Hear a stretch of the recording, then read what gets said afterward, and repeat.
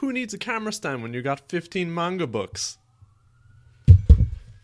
Yeah, Dragon Ball Z, yeah.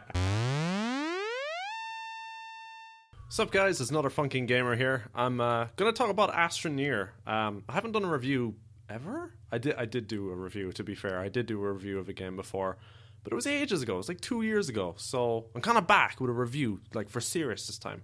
So I played a game over the Christmas holidays because, you know, Christmas holidays, free time and games and sales. But Astroneer wasn't on sale.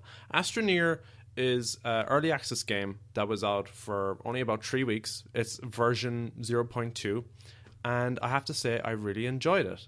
Now, I'm not sure is it because the sourness I had from No Man's Sky. You know the way you got like really crappy biscuits and you're like, and then someone's like, here, have a chocolate biscuit, and you're like, fuck yeah, I'll have a chocolate biscuit, yes! It's kind of like that. Like, it was really good, but I just had the chocolate biscuit and there's none left, and that kind of sums up how I feel now.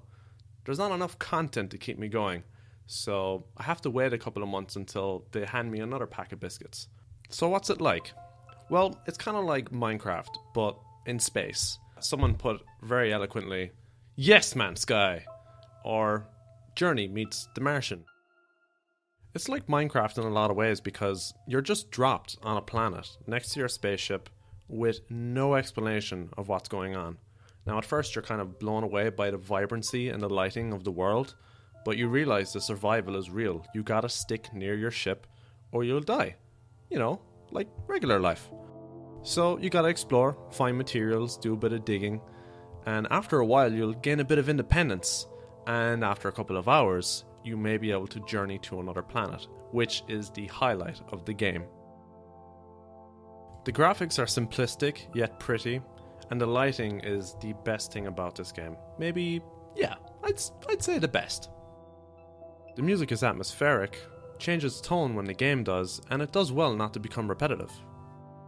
In terms of crafting, you'll probably get through the entire library in about 30 hours, like I did. The same could probably be said for the planets. Once you've seen about 2 or 3, you've probably seen them all.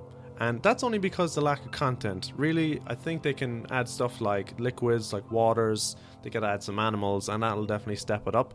But so far, it's kind of disappointing. So far. Online multiplayer is available for Astroneer, but there's a lot of lag and issues involved. If it's like my games and one person joins your game, there's going to be a lot of bugs, whether hilarious or just frustrating. If more than 2 people join your game, or more than 1, you're bound to crash, either you or your friends, so that needs a bit of work still. What really compelled me to do this review for Astroneer was one gaming moment that happened to me in it. So, there's me, a young Astroneer boy that doesn't know much about planets and solar systems, and I'm just after getting settled in my first planet. It's Earth, but I think they call it Terra or Terran. So I'm there and I'm at my base, and I've been there for about 10 hours, and I really think I should leave the planet and explore, which is what the game's all about. So I fill up my tank in the shuttle, and I leave, and I go to one planet, and I realize that the planet doesn't, it's too hard to settle. I can't settle here. I just don't like it. So I'm like, okay, I can't mine anything here, and I go back up to space. Now this shuttle is fairly small, and I didn't have a lot of fuel, so I go up to space and I look around and I don't understand the solar system, and I'm like, oh no, I can't reach my home planet. So I panic and I go to another different planet that's even further away, and I get stuck on that planet. I do not have enough fuel to go home, and I freak out, and this is where survival of the game really kicks in.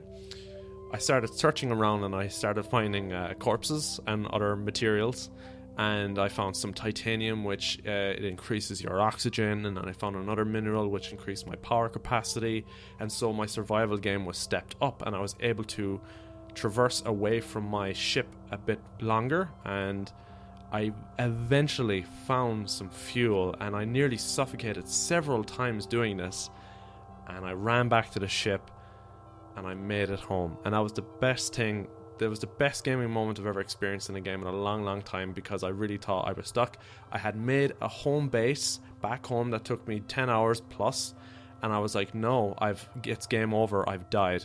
but I persevered, and I searched around, and I made it home, and this is what makes this game magic for me. Moments like that. And you know, it's a lot of stupidity on my part as well. So yeah, good on you, Astroneer. That was cool.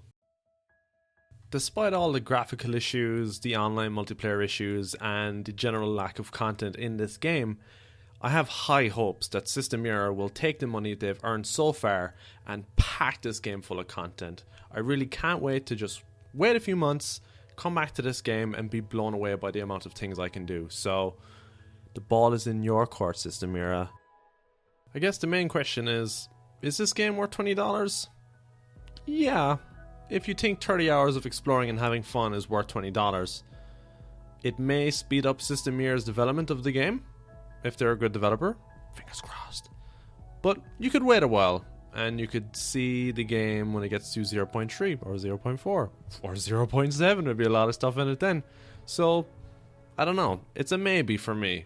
If you want to space explore and you can't wait, and you want to get the taste of No Man's Sky off your tongue, get Astroneer. It'll cheer you up.